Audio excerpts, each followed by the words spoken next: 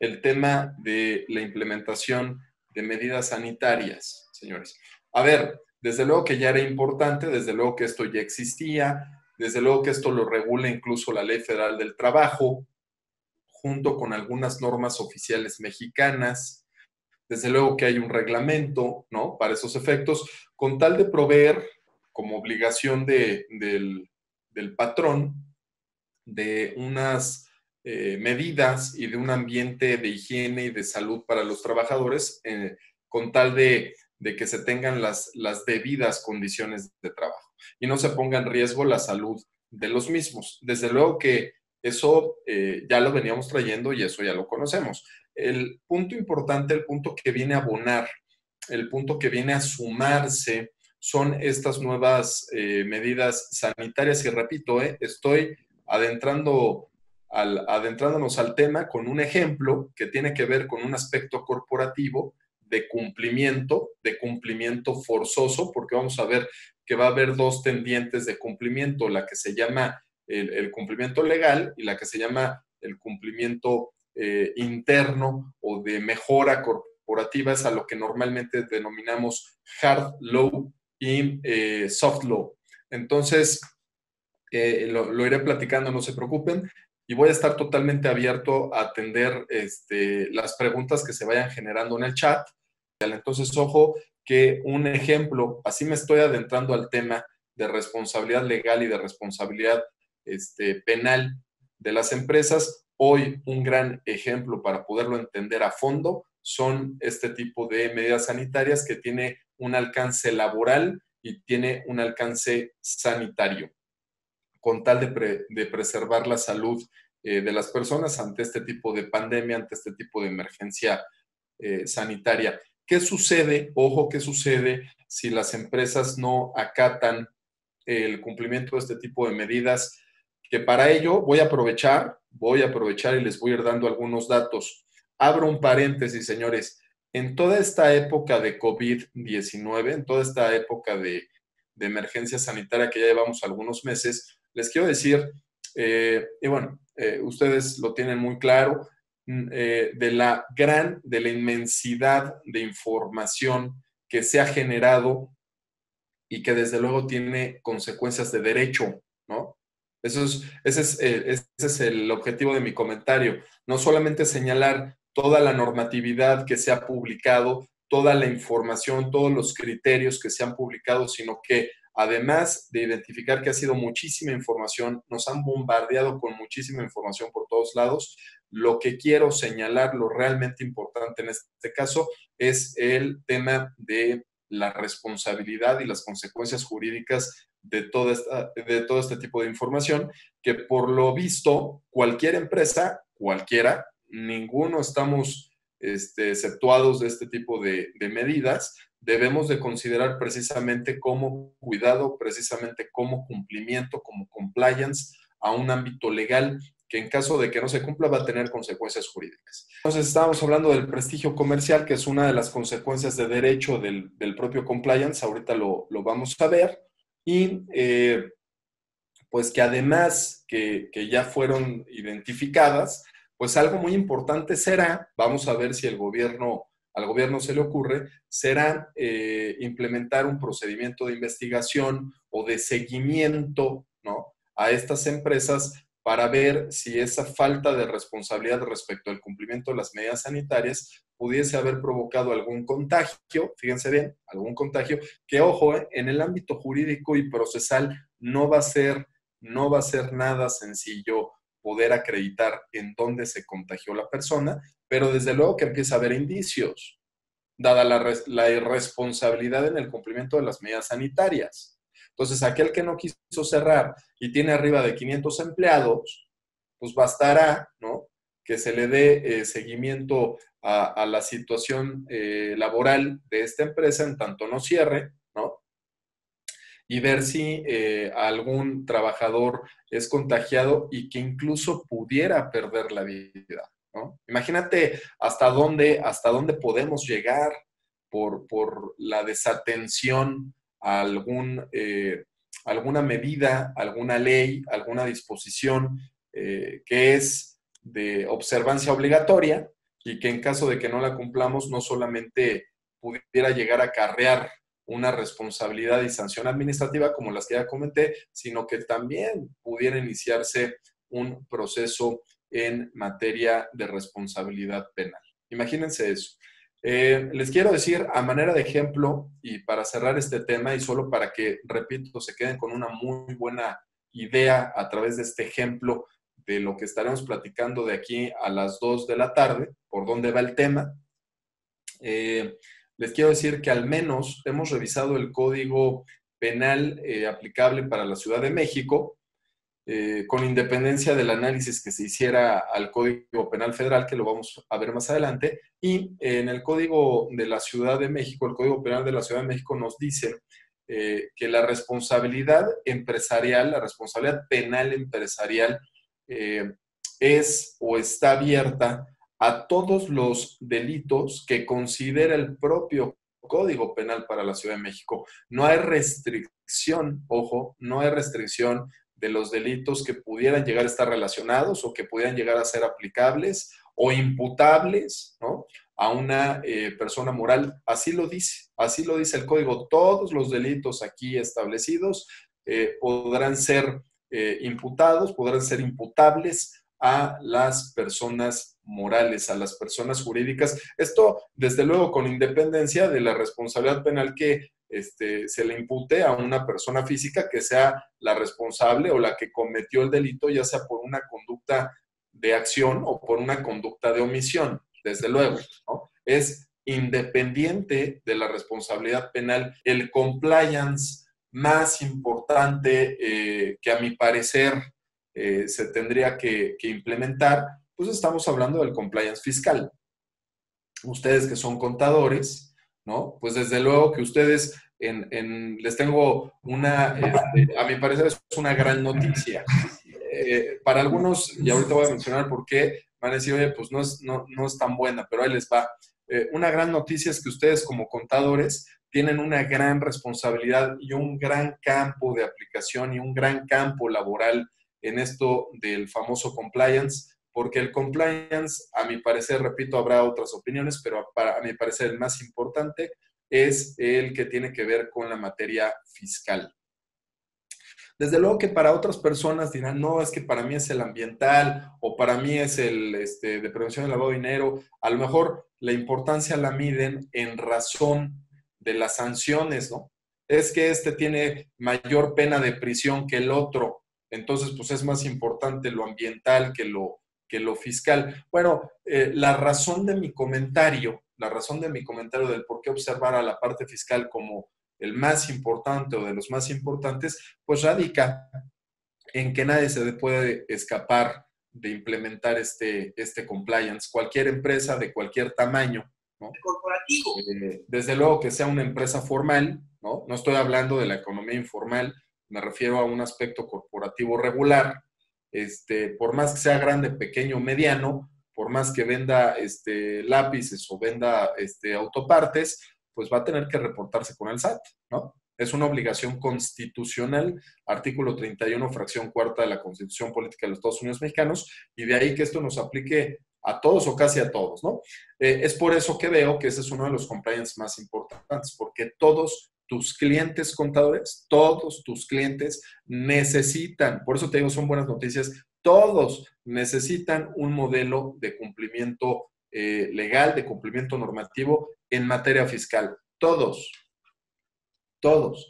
Y uno será más complejo que otro dependiendo el número de empresas, dependiendo la estructura corporativa, dependiendo las actividades, entre muchas otras circunstancias. Entonces, esto se abre, es un campo, a mi parecer, laboral y de oportunidad profesional y de desarrollo profesional para todos los contadores, que junto con nosotros los abogados, me parece que hacemos una gran mancuerna para poder brindar la asesoría que se merece todos nuestros clientes y el sector empresarial. Por ahí me encuentro muchos abogados peleados con los contadores, muchos abogados que critican a los contadores.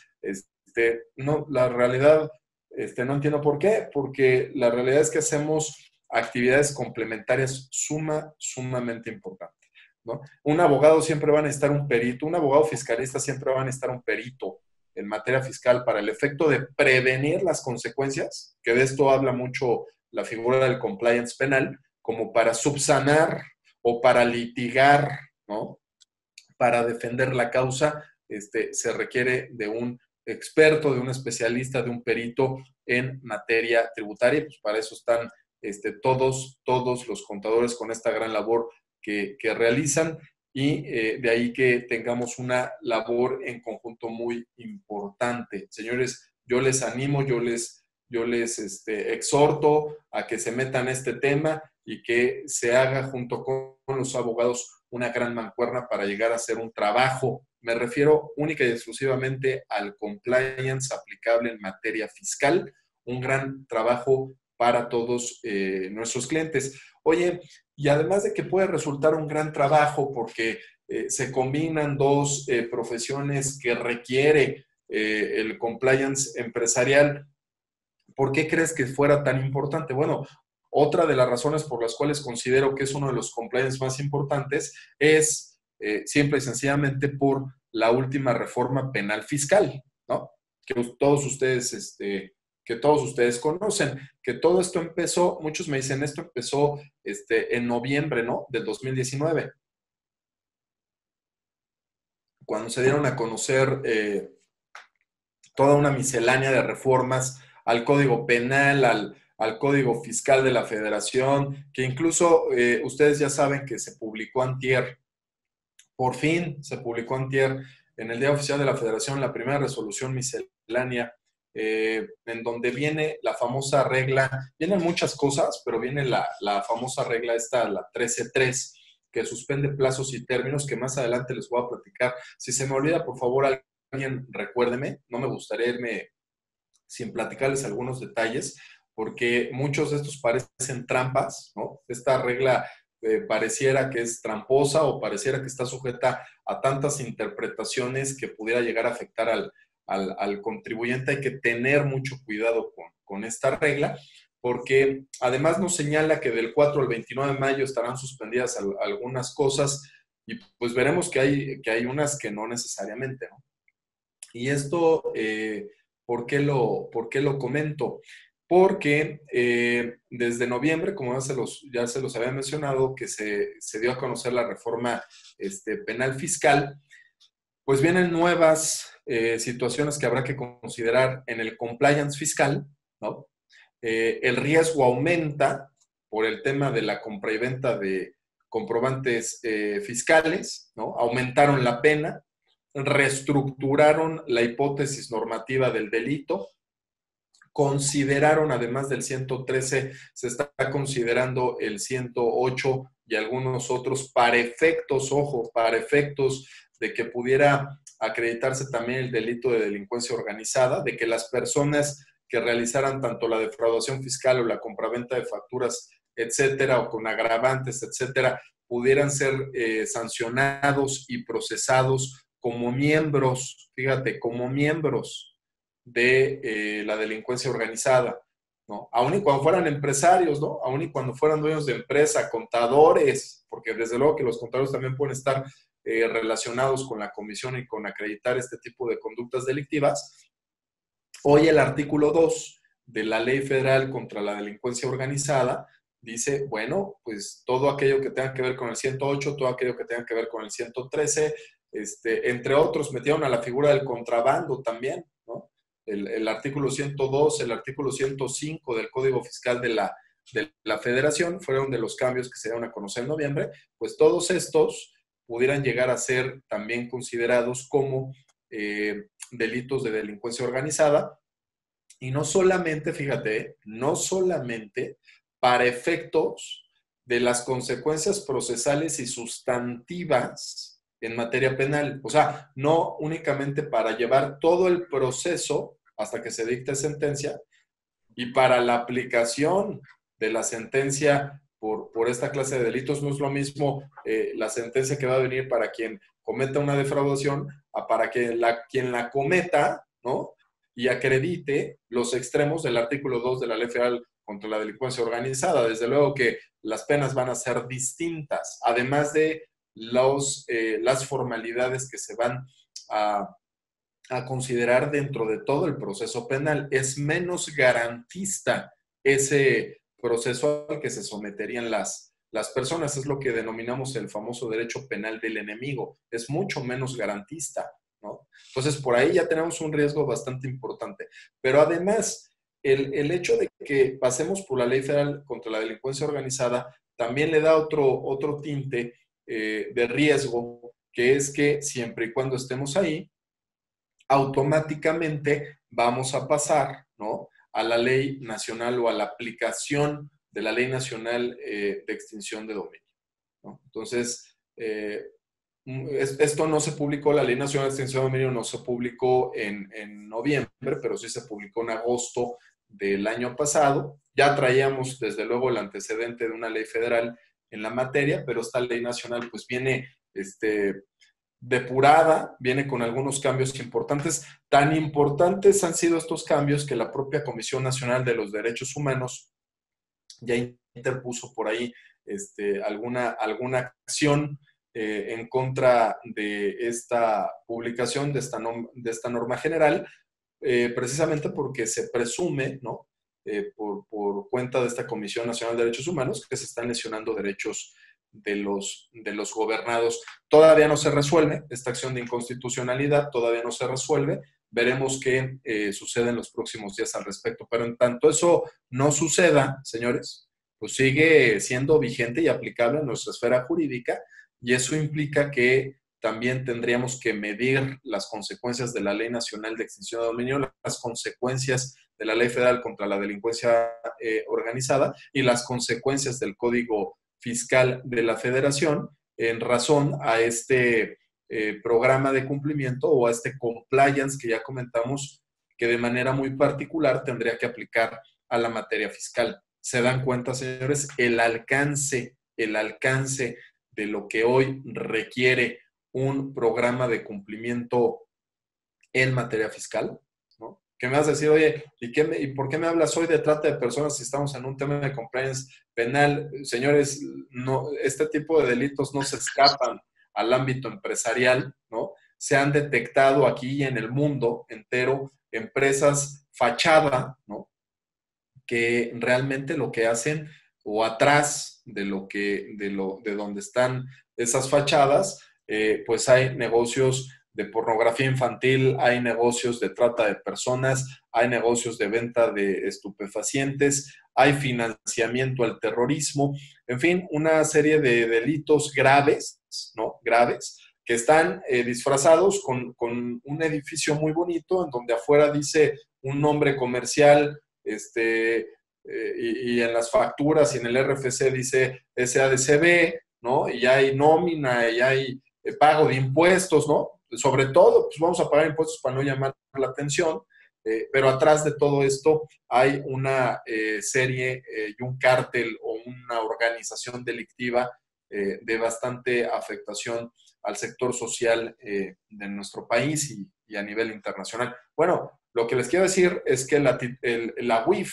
no importando si opinen bien o mal de Santiago, yo les dije al menos mi opinión, no importando eso, lo que les quiero decir es que la UIF sí está trabajando como una verdadera unidad de inteligencia, ¿no?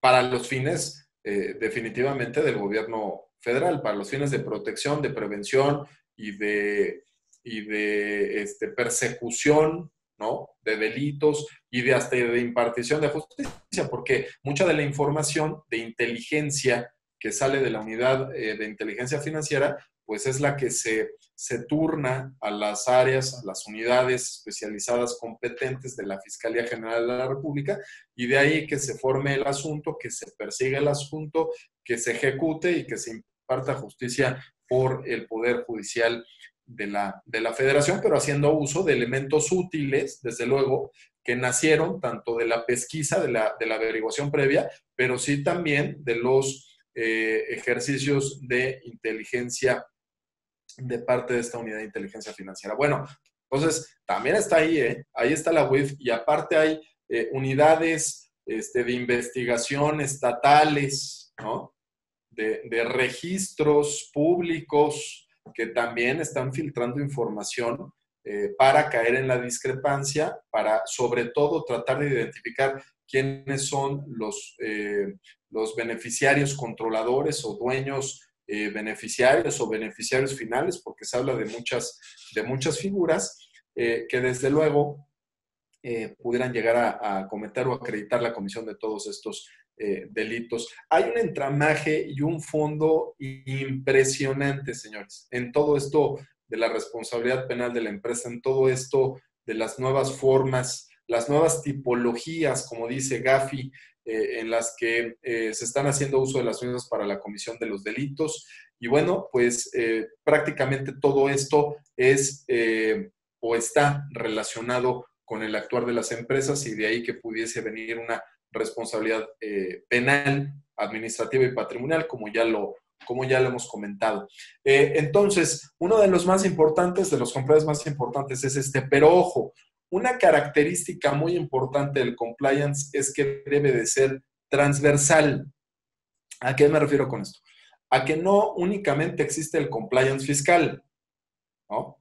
Que ya vimos que tiene una profundidad y una particularidad muy especial, ¿no? El tema del compliance fiscal, en donde el contador y el abogado ya vimos que podemos encontrar un área de oportunidad muy interesante, tanto económica, desde luego, ¿no? De honorarios profesionales, como desde luego para abonar al cumplimiento y a la ayuda y al asesoramiento de nuestros clientes. Desde luego, ¿no? Desde luego que tiene un ganar, ganar.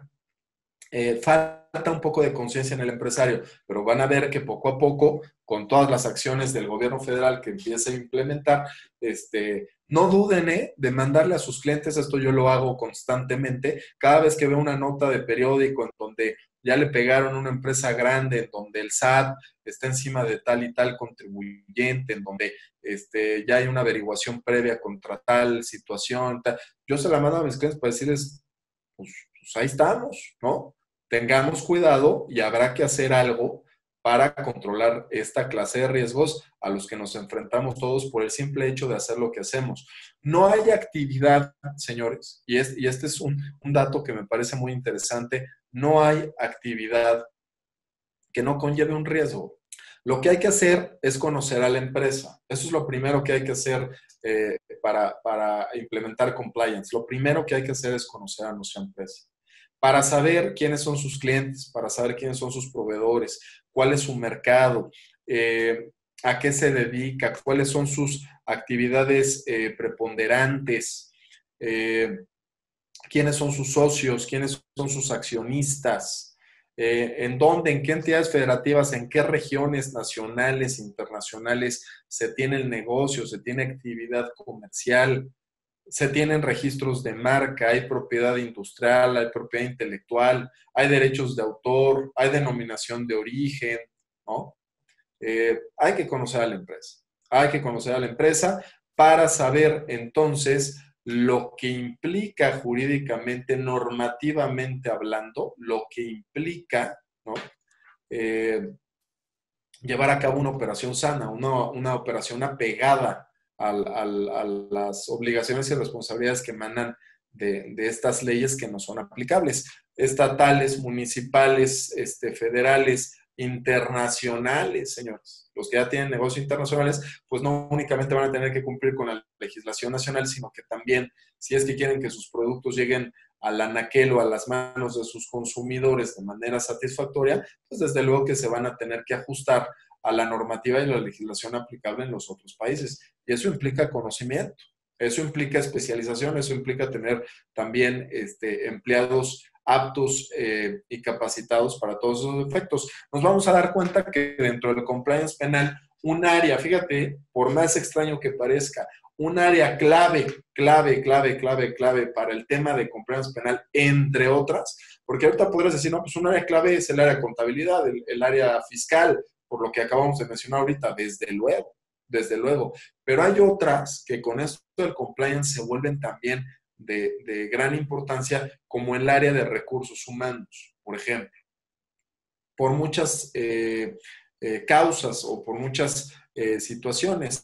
En principio, hoy los perfiles de reclutamiento, los perfiles para ir a buscar y detectar oferta profesional, ya deben de traer un tinte distintivo y muy particular en materia de compliance.